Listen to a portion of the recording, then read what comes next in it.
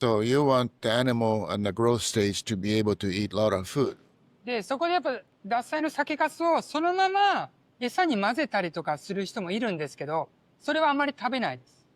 で、僕は、外にそれこそ干して、乾燥させて、中のアミノ酸を3倍から5倍にするんですね。旨味を引き出す。So Sakelis, other feedlot, might be using it by mixing into other grain like a corn or soy meal.